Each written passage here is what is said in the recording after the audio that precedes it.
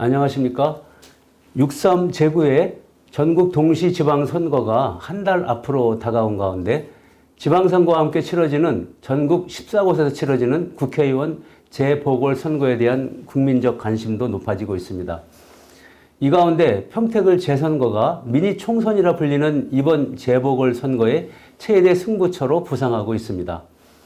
연일 각종 언론 매체를 통해서 집중 도명되면서 평택 시민께서도 잘 알고 계시듯이 이번 평택을 재선거에는 원내 제1당 더불어민주당 김영남 후보, 제2당 국민의힘 유이동 후보뿐 아니라 제3당인 조국혁신당의 조국 대표, 제4당인 진보당의 김재현 상임대표가 직접 후보로 출마하고 있고 원외 정당인 자유와 혁신 황교안 대표가 후보로 나서고 있습니다.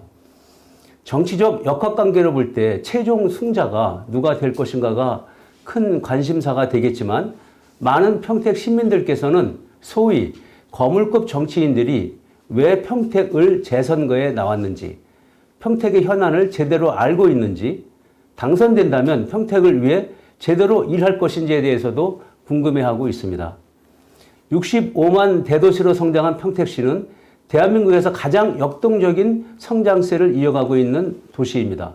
특히 평택을 선거구는 미래 성장 동력을 많이 가지고 있는 국가 전략적으로도 매우 중요한 선거구이기도 합니다. 그런 만큼 해결해야 할 과제들이 산적한 지역이기도 하죠.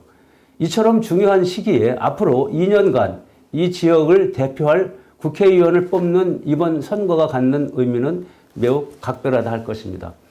아무쪼록 이번 인터뷰가 얼마 남지 않은 6.3 평택을 국회의원 재선거에서 유권자들의 선택에 도움이 되기를 바라면서 인터뷰를 진행하도록 하겠습니다. 이 시간에는 국민의힘 유이동 후보를 모시겠습니다. 유이동 후보는 평택을에서만 3선을 지내고 당 정책위 위장을 역임한 지역의 대표적 중진 의원입니다. 누구보다 지역 사정에 밝은 평택 전문가로서 3선 의원의 탄탄한 의정 경험과 중앙 정치권의 넓은 네트워크를 통해서 평택의 중단 없는 발전을 강조하고 있습니다. 검증된 실력과 정책 역량을 바탕으로 고덕 신도시와 평택항 발전 등 지역의 수건 사업을 책임지고 완수하겠다는 강한 의지를 표명하고 있습니다. 유이동 후보님 안녕하십니까? 네, 반갑습니다. 평생을 평택에서 유이동입니다. 네, 반갑습니다.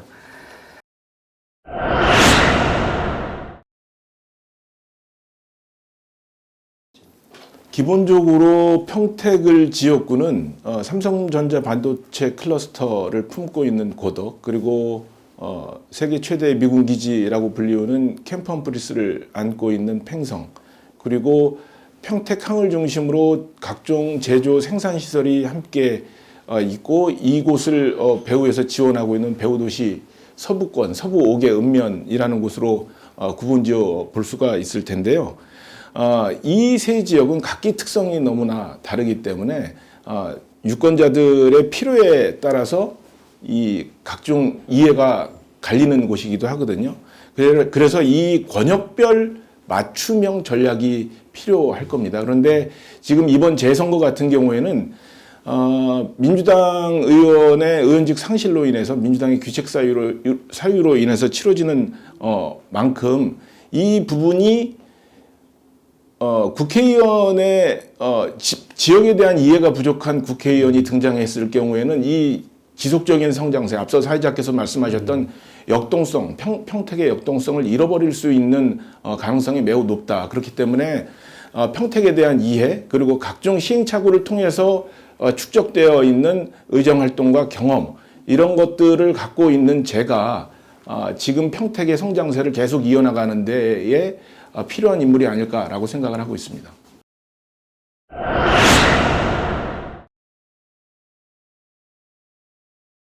지금 이 지역에서 생기는 갈등이라는 것은 그냥 어떤 특정한 한 사안과 관련돼서 찬반을 따지는 그런 갈등이라기보다는 구조적으로 각기 지역별로 원하는 바가 다르고 이것을 풀어내는 해법이 그냥 균형 발전이라는 단순한 하나의 해법으로만 이것을 문제를 해결하려고 하다 보니까 모두가 만족하지 않는 지금 불만족 상태에 놓여 있다고 생각을 하거든요. 그러니까 그 권역에 맞는 특화된 그 문제 해결 방안들을 내놔야 되는데, 그러기 위해서는 기본적으로 지역에 대한 이해뿐만 아니라 지금 현재 생기는 이 문제들이 어디서부터 시작이 돼서 어떤 연원을 가지고 어떤 과정을 거쳐서 현재 이런 현상에 이르렀는지에 대한 이해가 있어야 되는데, 지금 저를 제외한 모든 후보들은 지금 가장 길게 계신 분이 평택에 오신 지 한 3개월 남짓 되신 분들이거든요.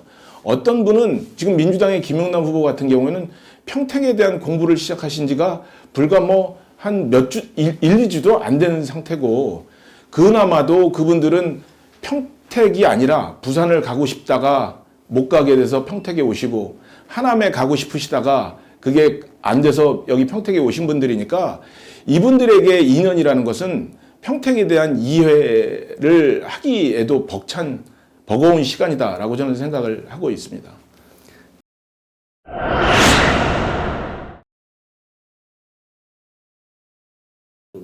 지금 언급해 주신 그런 문제들을 일거에 해결하는 하나의 수단이 있으면 너무 좋겠습니다만, 사실은 그거는 없고 다양한 해결 방법 중에 우선순위를 정하는 게 중요한 것 같습니다. 근데 우리가 계속 인터뷰 과정에서 말씀을 나누고 있습니다만, 평택이라는 도시가 양적인 성장은 매우 빠르게 진행되고 있는데, 이 양적인 성장이 지속되기 위해서는, 그리고 이게 선순환되기 위해서는 질적인 성장이 뒷받침돼야 되는데요. 이런 양적인 성장을 뒷받침할 만큼의 질적 성장을 도모하는 정책들이 상대적으로 좀 평택이라는 도시에는 부족하지 않았나, 이런 생각이 들고요. 그리고 이 성장이라는 게 어느 순간에 멈춰 있는 게 아니라 계속 진행되는 진행 과정에 있기 때문에 그때그때마다 필요한 요구들이 계속 등장하고 있어서 이것을 하나의 수단으로 정리하기는 어렵겠습니다만, 지금 현재로서는 일하는 사람이 머무르지 않는 산업도시라는 것은 사실은 미래가 없는 도시 아니겠습니까? 저는 그 노동자들이, 산업 종사자분들이 그 지역에서 편안하게 일자리에서 경제활동을 영위할 수 있는 주거 안정과 관련된 정주 여건을 개선하는 것이 저는 무엇보다도 급선무라고 생각을 합니다. 어느 도시화가 빠르게 진행되는 데는 교육이라든지 문화라든지 보육이라든지 이런 문제들이 해결되지 않아가지고, 사실은 아이 키우기가 힘들어서 그 도시를 떠나려고 하는 분들도 만나 뵈게 되는데, 사실은 평택에 일하시면서 삶의 만족은 타 도시에 가서 찾는 분들이 제법 계시더라고요. 그래서 도로교통망을 확충하는 거라든지, 직주 근접 주거 지원을 한다든지, 공공교육을 확대한다든지, 이런 개별적인 정책들을 준비 중에 있고, 이것들을 조만간 저희는 비전 발표회를 통해서 구체적인 공약으로 발표를 할 계획을 갖고 있습니다.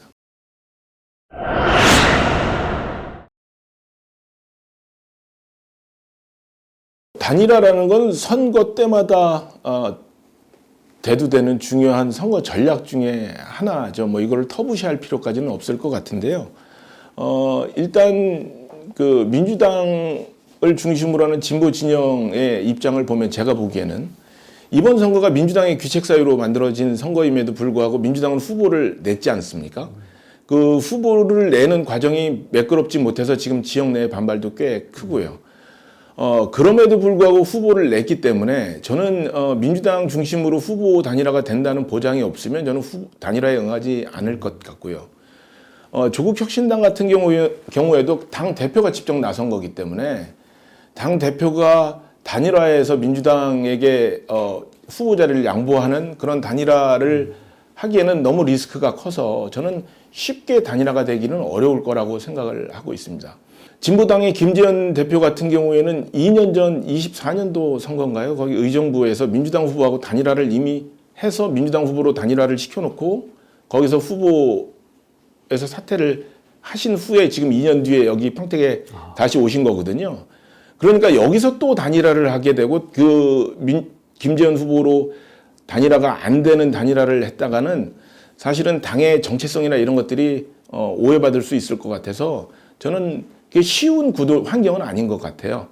그럼에도 불구하고 민주진영은 늘 이게 단일화를 통해서 선거 승리를 이끌어오는 데는 능하기 때문에 가능성을 제로라고 하기는 어렵지만 환경적으로는 좀 어려워 보인다. 저희 같은 경우에는 뭐 여러 말씀들이 있습니다만 지금 저는 후보가 된 이후에 저로 보수적인 지지자분들의 지지세가 몰리는 것을 제가 체감을 하고 있거든요.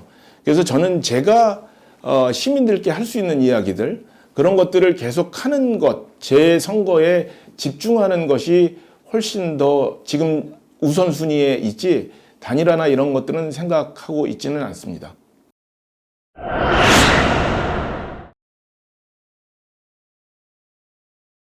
저는 당선 후 첫 해 반드시 속도를 내야 될 것은 특히 을 지역을 중심으로 판단을 한다면 평택 광역교통망을 조기 확충하는 겁니다.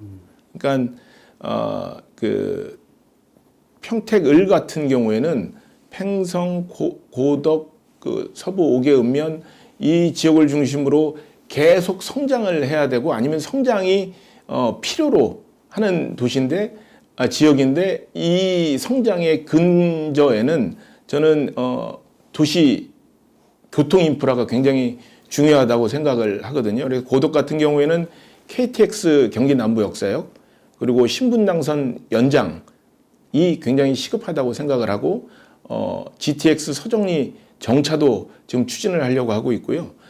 서부권 같은 경우는 신안선선을 지금 평택역까지 연장하는 것 그리고 평택 을 지역의 내부 도로 교통망들 확충하는 것, 그 도로망 확충과 동시에 대중교통 특히 버스 같은 경우에 노선을 확대하고 천원 택시들을 증편하는 것 이런 것들이 저는 중요하다고 시급하다고 생각을 합니다. 교통 문제가 풀려야 그 위에서 기업들도 들어오고 교육, 의료, 문화 인프라들도 층층이 쌓아갈 수 있다는 생각이거든요. 저는 이번에 국회에 입성하게 되면 2년이라는 제한된 시간은 있습니다만 국토위로 자원해서 들어가 가지고 국거철도망 계획이라든지 이런 것들을 직접적으로 제가 평택의 이익을 반영을 하려고 하고요. 임기 2년이 길지 않습니다. 그런데 지금 다른 후보들은 국회의원 경험이 없거나 국회의원 경험이 길어야 뭐 2년, 제일 긴 분이 4년 정도니까요. 이분들이 오랫동안 쉬었다가 다시 국회 들어가셔가지고 2년 안에 주어진 이 숙제들을 해결하기는 저는 현실적으로 무리라고 생각을 합니다. 그래서 했던 사람이 이 일들을 이어나가는 것이 저는 굉장히 중요한 포인트다라고 생각을 합니다.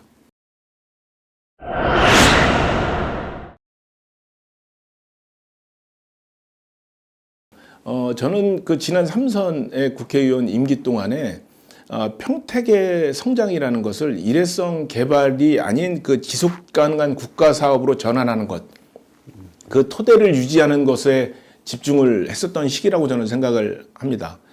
삼성전자 캠퍼스, 그 평택 캠퍼스 조성도 그렇고 고덕 국제 신도시 기반 마련하는 것도 그렇고 SRT 지제역 개통도 그렇고 이런 중요한 변화도 있었지만 사실은 그 바탕에는 평택 발전의 제도적 토대를 갖고 있었던 것이 이게 가능했다고 생각하는데 그 제도적 토대라는 것이 평택지원특별법이거든요. 그 평택지원특별법을 제가 임기 중에 2차례 연장해서 8년을 연장했고 이것을 통해서 지속적으로 국비 사업이 각종 기반 시설 사업이 유지될 수 있었다고 저는 생각을 합니다. 이 특별법이 그때 당시에 그냥 시한 만료로 없어졌다면 지금 같은 성장을 이뤄내는 데는 굉장히 장애가 있었다고 생각을 하고 그것 이외에 개별적으로 제가 노력했었던 사업들을 이야기한다면 GTX AC 노선이 평택까지 연장되는 것 그리고 서해선 복선전철과 KTX가 직결되는 것 이런 것들이 기억이 남고 평택 아트센터 건립 그리고 알파 탄약고가 이전하는 과정 속에서 그때 당시에 고덕의 그 고덕 사초라고 했던 지금 민세초등학교가 개교가 뒤로 지연되는 것을 그 조정을 통해서 시한 내에 맞춘 일, 뭐 고덕 IC를 신설한다든지 2와 3개간 도로가 이게 사실은 도로인데 국비가 투입돼서 그 지연되던 사업들을 개통한 것, 뭐 버스 전용 차로를 평택까지 연장한 것, 평택항 국제터미널 만든 것, 뭐 평택호 횡단도로 건설한 것 이런 것들이 제가 손길이 닿았던 기억이 남는 사업들이고 다만 아직 미안으로 남아있는 것은 지금 성장이 계속되고 있는 만큼 이 성장 속에서 새롭게 요구되는 사업들이 있는데 그 사업들은 이제부터 다시 챙겨가지고 완성을 짓는데 노력을 하려고 합니다.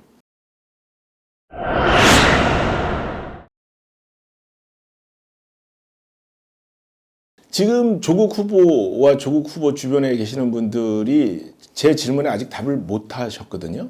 그러니까 이 논쟁의 본질은 필요성 여부가 아닙니다. KTX 남부 역사가 필요하냐 필요하지 않느냐의 여부가 아니거든요. 지금 모든 후보들이 KTX 남부 역사는 필요하다라고 얘기를 하고 있고요. 그러면 필요한데 이것을 어떻게 조기에 시민들이 원하시는 장소에 위치하게 할 수 있겠느냐라는 건데, 사실은 이 사업의 기본 구조를 제대로 이해하고 실현 가능한 경로를 제시하고 있는 후보와 그렇지 못한 후보를 시민들께서는 구분하실 거라고 보거든요. 지금 이 논쟁의 본질은 뭐냐면, 논쟁의 내용은 이런 겁니다. KTX 남부 역사를 유치를 하겠다. 그런데 저는 그것이 철도망 계획에다 집어넣어서 이것을 하겠다는 것이고, 조국 후보 같은 경우에는 대도시권 광역교통 시행 계획에 넣어서 이 문제를 해결하겠다는 거죠. 그러니까 수단이 다른 겁니다. 그런데 KTX는 국가 고속철도 사업이에요.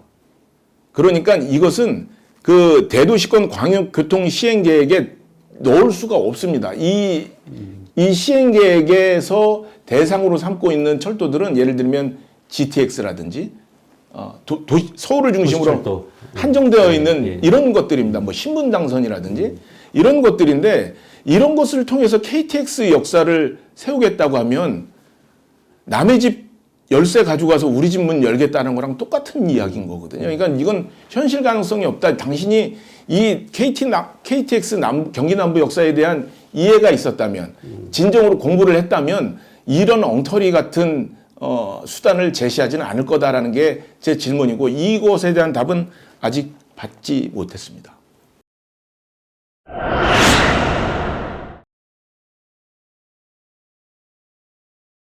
저는 야당인 것이 어려움이 일부 있을 수는 있겠지만 그게 본질적인 장애는 아니라고 생각을 하거든요. 그러니까 앞선 국회의원이 여당 의원이셨죠. 그리고 평택의 국회의원 3석 모두가 민주당 의석이었습니다. 그리고 평택시장도 지난 8년간 민주당이셨죠. 근데 그 가운데서 여당으로서의 역할을 통해서 평택에 무슨 큰 변화가 있었다는 것을 체감하시는지 시민들께서 체감하시는지는 잘 모르겠습니다. 정치는 단순히 여야 숫자만으로 해결되는 일은 아니라고 생각을 하고요. 결국에 사람을 움직이고 예산의 흐름을 바꿀 수 있는 힘이라는 것은 정치적인 위상하고 협상력에서 나온다고 생각을 하거든요. 그러니까 제가 이번에 당선이 되게 되면 비록 소수 야당입니다만 제가 수도권 4선 의원으로서 국민의힘 안에서 상당한 역할과 발언권을 가질 거라고 저는 생각을 하게 됩니다. 그리고 제가 정책위 의장을 2번 역임했던 그런 경험까지 포함이 된다면, 저는 정부 부처와 여당을 상대로 여당 의원들보다 훨씬 더 강력한 협상력을 가지고 평택의 이익을 관철할 수 있는 중요한 창구, 채널을 시민들께서 하나 확보하시는 거다, 이렇게 생각을 하거든요. 그래서 이 반도체라든지 미군 기지라든지 항만 물류처럼 국가 전략 사업이 집적되어 있는 도시인 만큼 여기에서는 얼마만큼의 정치적인 영향력, 역량, 그리고 경험을 갖고 있느냐가 저는 굉장히 중요한 수단이라고 생각을 해서, 저는 이 지역 사업, 지역 현안들을 국가 사업으로 전환하는, 연결하는 그런 예산들을 확보해서 이 문제들을 조기에 종식시키려고 합니다.